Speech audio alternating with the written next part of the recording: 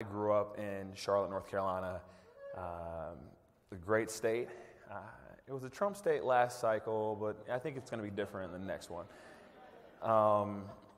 They're doing amazing stuff there, but I went to a small private school called Providence Day, and before I got to Providence Day, I was in public school, and I was like one of these problem children, right? Like, supposedly I was like really smart. I don't think that was the case. I was probably just really, just like a kid who liked to cause a lot of trouble. And my parents said, look, we're going to get you out of public school because we don't think you'll ever graduate if we leave you there. And so first thing I do, I go to a school, Providence Day, and they give me an assessment. And, and I had this theory when I was growing up, like any test that I was taking that didn't affect my actual grades, I didn't really understand why I was taking it. So like the goal was like to finish it as quick as possible, which didn't always lead to like great scores. So as a result that summer, my mom said to me, look, like, you're not going to be able to keep up. So that summer, I actually spent a month and a half taking math and English classes at UNCC, and I cried every day. I was like, I should be like working on my crossover. All my friends are getting better, and I'm like being left behind. And my mom was like, look, I don't care about basketball. She says, I just care that you get a good education and that you can go to college. And she sweetened the deal. She says, look, if you go to this class every day in the summer and you behave yourself and you do what they tell you, I'll let you drive the car. And I was like 15 years old at the time, and so this is like a big deal. So as you guys are looking for innovative ways to like get kids involved and to get them to want to participate, driving automobiles, it worked then. I think it may still work now. So I started off at an early age, taking classes and learning in the summer. And I was actually mentioned to Matt, basically for most of my educational career, and even after I got out of undergrad, I did a lot of reading and a lot of learning in the summer. Summer school in college, executive education program throughout when I got to the White House, and had really, that's really kind of been a thing for me that has added a lot of value. So that's been a core part of who I've been since I was 15 years old. So I get to Duke. I stumble my way through Providence Day. I get to Duke, and like Matt said, I played 2 sports there. And everyone talks about the national championship. It's like you played with Shane Battier and Carlos Boozer and Chris Duhon and Jason Williams, Mike Dunleavy, and you beat Maryland and Arizona. And that was probably one of the most fun experiences I've ever had. But I honestly believe I learned more about myself and more about perseverance from my football season that year, which no one ever talks about. So I'll give you guys all the medium and low lights from that season. We lost every game we played in that year, and actually we lost every game we played in the following year. We had the longest losing streak in college football history until about 3 years ago. But while I was there, we had it, and it was an active thing, and people like love to talk about it. And so why is that important? And so for me, I honestly believe that you learn more about yourself and you learn more about the people that you're in the trenches with when you see how they respond to adversity. There's nothing more complicated than having to get up every day at 5 o'clock or 6 o'clock in the morning to go do a job or a task or work with people and to not have seen fruit from the labor. And, and at that point in time, it really, sometimes you're like, look, I'm like putting in, I'm working, and I just haven't seen the benefit or the value. But going through those tough times where you haven't quite put your finger on what the true value creation is, and still being able to work just as hard as you did the day before and the day before that, I think that's the kind of thing that tells me and tells you and will tell your kids of what kind of human beings we actually are. How tough are we? How resilient are we? And so as much as I love the Duke basketball experience and playing for Coach K, and I was able to learn a lot from him, I often say that, it's easy to show up and do hard work and do the great work when people telling you you're amazing and you're good looking and you're tall and you're funny. Try showing up when people aren't even acknowledging you. That's it's a hard thing to do. And I'm sure a lot of you guys have had that experience. And so, I understand and I've seen how much of an impact you can have even when you're working hard, but you're not necessarily seeing all of the impact right then and right there. So like Matt said, I ended up working for the president, and everyone kind of thinks oh, well, he works for Barack Obama, he must be from Chicago, his parents must be fundraisers, or he must be plugged in some way, shape, or form. And in actuality, that's not the case at all. Like Matt mentioned, I got cut from the Dallas Cowboys, and Bill Parcells was the coach at the time, and he had this idea. He said, look, you'd be a great outside linebacker. And I'd played wide receiver in college, and I said, well, look, this is Bill Parcells. This guy's pretty smart. He's been a coach a long time.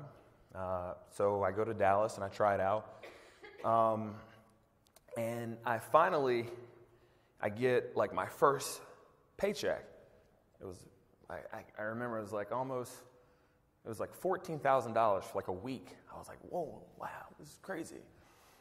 And my mother had suggested I take a financial accounting course. And I took it in the summer. It was one of these things. My mom was like, you should take a financial accounting course. So I'm in Dallas, and I'm doing the math. And I'm thinking to myself, all right, how many snaps do I have to play in order to never have to work again? And then I'm counting on my fingers, and it's man, this is a lot of snaps. And I'd played my first game, and I got out of bed that day, and I didn't actually stand. I think I crawled out of bed to the shower to turn the hot water on so that I could warm up all the bruises across my body. And this is before CTE. No one knew what that was. It was it was 2004. And so I had a choice. I was thinking to myself, all right, they want me to go to play in NFL Europe and come back. I'd also had a job offer to go work at a bank at Goldman Sachs. And I said, maybe I should go work at a bank. It was the iBanking time. Everyone's making, you throw something over your head, and people were making $250,000. And I was maybe I'll go be a banker. So I go home to North Carolina, and I'm at my parents' house. They live in Fayetteville. It's right near Pinehurst. And the great thing about North Carolina is you can golf all year round. So I was you know what? I was out working on my game, and my mom said, hey, look, Reggie, why don't you do something productive with your time? And I said, well, I've got a couple months before I take this job at Goldman Sachs. And I said to her, very sarcastically, I said, and I also dropped 4 strokes on my golf game. I was how can I be more productive? She did not find that to be funny at all. So I sent my resume to a friend who worked on the Hill, a guy named Sean Richardson. Sean gets my resume, and he sends it to a young woman named Mindy Myers. Mindy Myers is now the chief of staff to Elizabeth Warren, but at the time, she was actually living in the basement of Pete Rouse. Pete Rouse was the chief of staff to Barack Obama. He was also the interim chief of staff in the White House. And so Pete gets my resume. He calls me. This guy's, he's known as the 101st senator. He was the chief of staff for Tom Daschle when Tom Daschle was the Senate Majority Leader. And Pete says, look, why don't you come up to D.C.? And I'd been to D.C. before, but I had never really been on my own. I'd always kind of been on a bus with a bunch of people. And so I get in the car, I drive to D.C., and I just see this amazing city. And I had read Dreams from My Father, which is the first book that Barack Obama had written. And, and I just literally fell in love with the place. And I said, okay, I'll check it out. I said I'd stay here for a couple months. Pete said, look, we'll offer you a job. I was moving out all my stuff out of my apartment the other day, and I found the W-2 from 2006. It was for $28,000 for the whole year. And Pete said to me, all right, we'll offer you a job. And I said to him, I'm just looking for an internship. And he said, well, look, I'll offer you the job. If you decide you don't want to take it, you want to go be a banker, you want to go play football, you can just leave. I said, well, no commitment, sign me up. And I started as a staff assistant in Senator Barack Obama's office in 2006, January. How many people know what a staff assistant is in a Senate office? So he knows. Okay, good. All right, so for everyone else who doesn't know, think of it sort of like in hierarchical sort of thing. You've got the member of Congress, the congressman or the senator. He's got a chief of staff. He's got chief legal counsel. He's got communications director, legislative correspondent, legislative assistant. Then you have staff assistant, and then you have intern. It's always one rung above intern. And it was not a sexy job, right? It was, you were kind of answering the mail, a lot of constituent services, tours, answering the phone. And sometimes the same people would call 3 or 4 times a day. You'd know them before they even say their name by the way they breathe. You'd be like, oh yeah, it's this person calling again about, don't ask, don't tell. And you're logging all this stuff. And so this was an interesting point in time in my life because I was working for Senator Obama. He didn't really know who I was. I was on a team that I really enjoyed being on, but my position was still kind of to be determined. And so one day, Pete brings us all into the senator's office, and all of us is the other 3 staff assistants.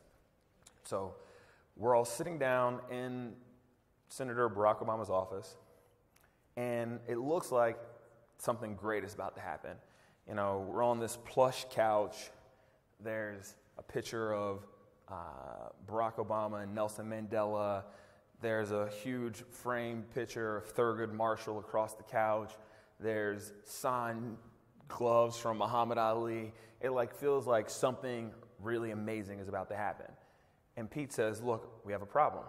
And everyone's on the edge of their chairs. And we're just waiting to hear what this problem is. He's we're going to all solve it. And he goes, we have a problem in the mailroom. And everyone, we kind of look at each other. And everyone, the staff assistants, we look at each other a little bit more. And I sheepishly raise my hand and I say, look, I'm happy to, help out with the mailroom. Even though at the time there was a guy who ran the mailroom. There was a mailroom coordinator. He had a job and a title. So I was even more confused by this. And so there was a big backlog of mail that never got opened, answered. It was tucked away in some closet. It was almost 10,000 pieces. Barack Obama had been getting mail to the U.S. Senate before he actually was sworn in. And he'd given this great speech in 2004 when he was running for the U.S. Senate, but technically wasn't sworn in until January of 2005. And so I look at this problem and, I'm thinking to myself, okay, what do I do? And I think of the only thing I can do is I try to be innovative. How do I get through this really quickly? And so what I ended up doing was I found there was a group that would scan anything you gave them. We had an FTP site. We had a bunch of programs that we could share files amongst people. So I took 10 interns and I digitized our mail process. So we were the first office in the U.S. Senate to have a digital mail process. So you could get through everything quickly. We turned around a backlog that normally would have taken a year in 2 months. And Pete thought this was the most amazing thing. Pete was you thought I would have turned water into wine. And I said, look, Pete, it wasn't really me, but it was like a scanner, and then there was an FTP site, and then Excel, and then the Adobe thing. I didn't make any of them. I just put them all together.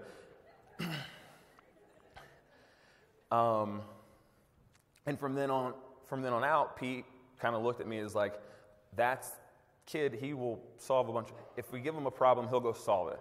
So for the next year, I was making podcasts and setting up Bluetooth in people's cars and managing databases. I mean, all sorts of things. And so a year goes by, and Barack Obama decides to run for president. And I'm almost 24 at the time. And so this was like a really hard time for me, right? Because I just had transitioned. This whole time I thought I was going to be a professional athlete. Now I'm like wearing a suit every day in Washington, D.C., walking into the Hart Building. And then now people are telling me that we're going to go like work in New Hampshire or Iowa or Chicago. And, I'd never worked on a presidential campaign. And so it seemed like everyone else knew what they wanted to do. Like, he's like, I'm going to be the speechwriter, and I'm going to be state director of Iowa, and I'm going to be, and Pete came to me and he says, Reggie, what do you want to do? And I said, look, Pete, I've never worked on a presidential campaign. You tell me what you think I'll be good at, and if I'm not that good at, don't fire me, just move me. And so he said, why don't you go on the road and take care of stuff with the candidate? And this is like the most vague description I've ever had for a job. To be totally honest, those were the words, and he didn't even put them in writing. He just kind of said it very vaguely. It's stuff, and you'll figure it out. And so what that meant was that, I remember the first day I showed up at the plane, and I had kind of talked to the guy who had been the personal aide for John Kerry. This big 6'7" guy, half Canadian, half American, named Marvin Nicholson. He's telling me about how he used to carry like a bike and windsurfing equipment and all this stuff that he used to have. And I was like, oh, all right. So I'm thinking to myself, this is going to be really crazy.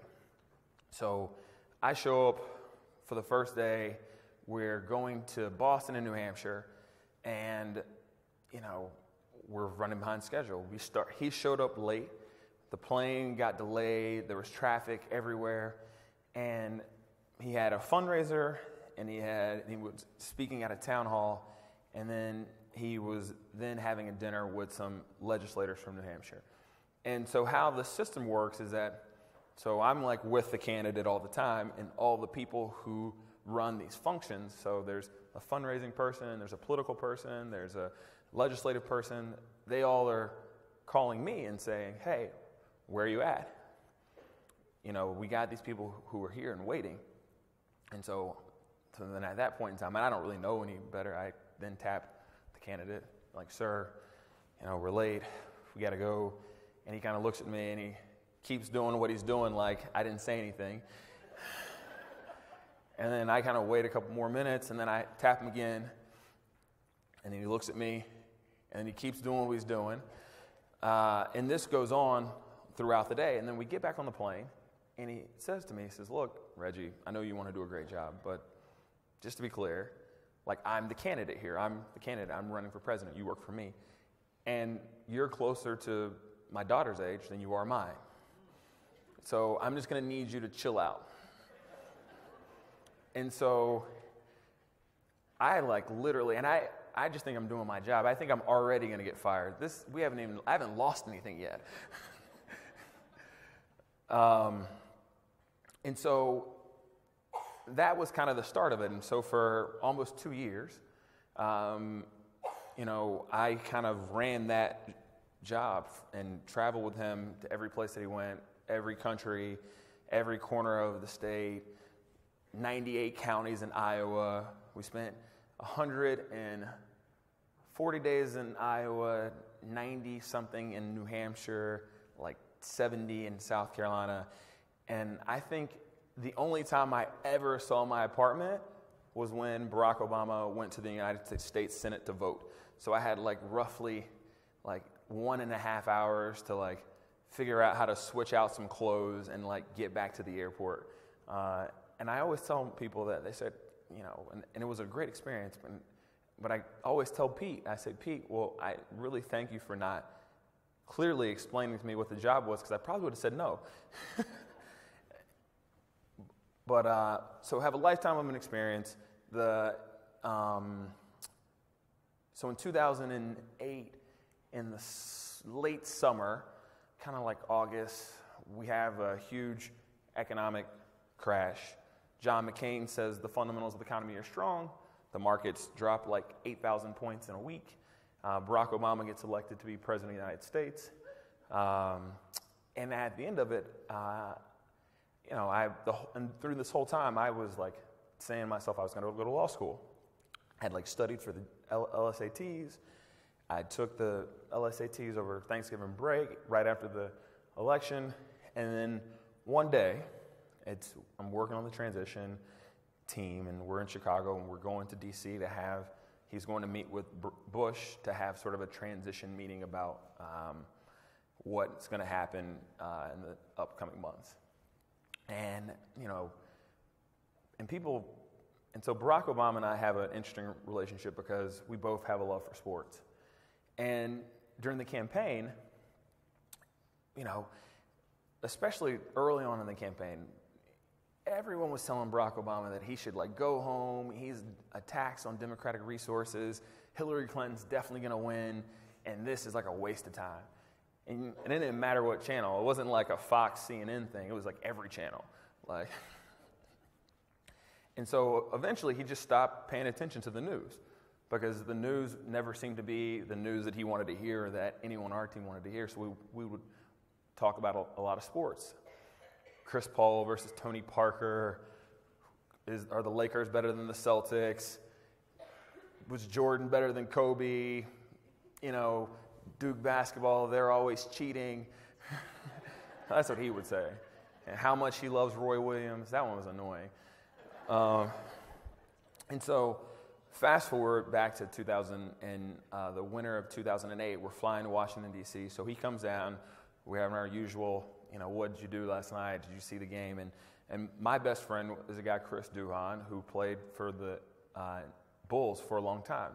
And Barack Obama's a huge Bulls fan, but he's not a huge Duke fan. And he always thought that Chris, like, probably was like, he's making too much money. That was always his comment. He's like, are we really paying Chris $4.5 billion? And I was like, I think that's what the market says, you know.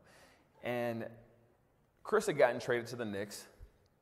And Barack Obama comes to me and he says, look, you know, Chris had a great game last night. I mean, he really is worth the money. Like, and I'm like, whoa, man, he has really nice words for him to say. He's like, really changed his mind. And then he asked me, he goes, so look, are you going to come with me on this journey? And, you know, I'd already kind of said, I'm like, no, I'm going to go to law school. And before I am even conscious, I say, yeah, sure, for 2 years, let's go, let's do it. And I look over and I'm like, who said that? I was like exhausted. We just did a 2-year campaign, and I was thinking to myself, there's no way I could do another 2 years. And I actually ended up staying 3 in the first 3 years of the first term. And so it was an interesting point in time for me because, you know, it was almost like another transition in which I took a job in which I knew nothing about, in a place that I knew nothing about. And so, you know, what do? I start calling people. Actually, I call every person that I can find that worked for a former president. I called Jared Weinstein, who worked for Bush. I called Doug Band, who worked for Clinton. I called Friendly, who worked for Clinton earlier on during Clinton's time. I even called the guy who worked for Bush 41 and just tried to get as smart as I could about what was coming, what was going to happen. The thing about it was that, you know, as much as people say that before you're president, you're never really ready to be president, I would actually say that's true basically for everything that we do in life. Like, we're never really ready to do the thing that people have assigned us to do, because if we were, we would have already done it. And so that was like one of the best times for me, even though it felt like I was drinking from a fire hose. It was a point in time in my life in which I got to learn every day, and in which I got to see things that I wasn't exactly sure how it should be, but I had to take a lot of decisions and say, we're going to try it this way, and if it doesn't work, we're going to edit it, we're going to change it, and we're going to, learn from the mistakes, and we're going to learn every day. So, let's hear it. Oh man.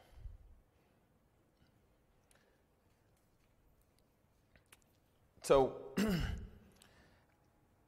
and I don't usually talk about this, but I often talk about what I've learned from Barack Obama, from Coach K.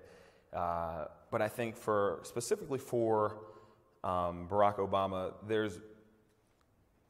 I think he understands perspective really, really well. And I'm going to read just a quote, or not even really a quote, but just a line from, a couple lines from Dreams from My Father. And they're very, very, they mean a lot to me because, I would often say that there are probably 4 things that, really help us grow and learn, and that's passion, patience, persistence, and the 4th one is perspective. And perspective also kind of means empathy. And why is perspective important? And I don't really have to tell you guys, because you guys know this, because you guys are out there in the field every day working with kids all across the country who come from households that are different, probably from every household, that every kid that you work with is probably different. And having the ability to understand that, and understand that each child is different and their needs are different, are part of the reasons why you guys are very successful at what you guys do.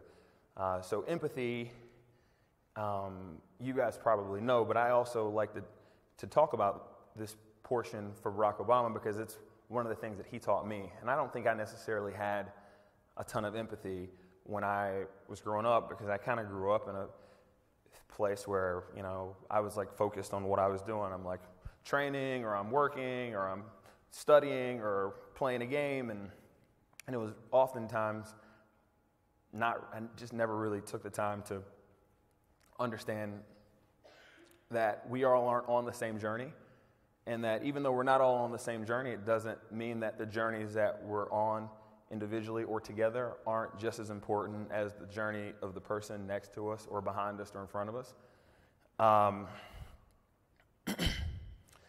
And so I'm not even going to read the quote. I'm actually going to tell a story, because the story is actually better. So I circle back to the fall of 2008 in August, and Barack Obama is getting off the phone with President Bush. Candidate Barack Obama is getting off the phone with President Bush. And candidate Barack Obama is working with Republican president and Republican senators to help pass TARP. Does everyone remember what TARP is? Troubled Asset Relief Program.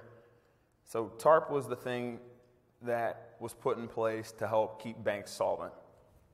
But the solvency play happened before the election. And we're in California, we're in San Francisco. Me and him are in the car. He hands me the phone back. I listen to the conversation that he has with Bush, and it's almost a 45-minute conversation. And after the call, I kind of sheepishly say to him, I say, sir, I'm a little confused here. I'm like, you're campaigning for president. He's like, yes. And you want to win? I'm like, yes. And I'm thinking to myself, well, if the Democrats were in power and this were about to happen with the Republicans, there's no way they would help you try to save the economy, because they'd want to win the election. And don't you think that your chances of winning the election would be better if everything is really bad? And he's like, Reggie, this is a great question. Looked at me like I was a little stupid, but he's like, this is a great question. And he said to me that I care more about what's doing right for the American people than I ever care for doing to win an election. And the people who would be the most affected and the most hurt from the collapse of the financial system would be, it'd be your cousin, it'd be your uncle, it'd be your mom who runs a small store. They wouldn't be able to have access to money to make payroll, to buy goods and services, to do all the things that help sustain their individual lives. And them being able to sustain their lives is more important to me than me winning the presidency. And it was like a thing that like struck me deep, because I was like, man, because you're working really hard to be president, like every day but like you put everyone else in front of the thing that you're working for today. And so I think the empathy and the perspective around that is one of those things that like I never understood it until he actually explained it to me. And I have such an immense appreciation for it. And I can remember times I was in business school and people who, I went to Penn, Wharton, and, you have a lot of people from banks and other places that were very critical of TARP. They were like, Barack Obama screwed up because they should have never passed TARP. And I would make the same case to these people who work at banks that weren't necessarily going to be insolvent, but they would say, oh, wait, you know what? I never thought about that perspective or those people. And I think you guys can be champions because you guys understand this, you guys know this, you guys do this every day. You guys see the impact, you see the struggles, you see the challenges, you see probably kids who are hungry or depressed or, just trying to figure out where they belong. And if you guys are able to continue to do what you do and to pass on that same ability to understand perspective to your friends, to your neighbors, to your colleagues, I think we'll end up being in a country that will have 100% graduation rates all across the country. And it won't matter what color you are, it won't matter where you grew up, it won't matter how much money your parents make or did make or are going to make. Those are the things I think really are just the keys to us all having a chance to achieve the American dream. And with that being said, I'm going to wrap up. I'd love to take a couple of questions and answer. Obviously, I will be as quick as possible because I know there are beers and flights. And thank you guys for everything you guys do. So.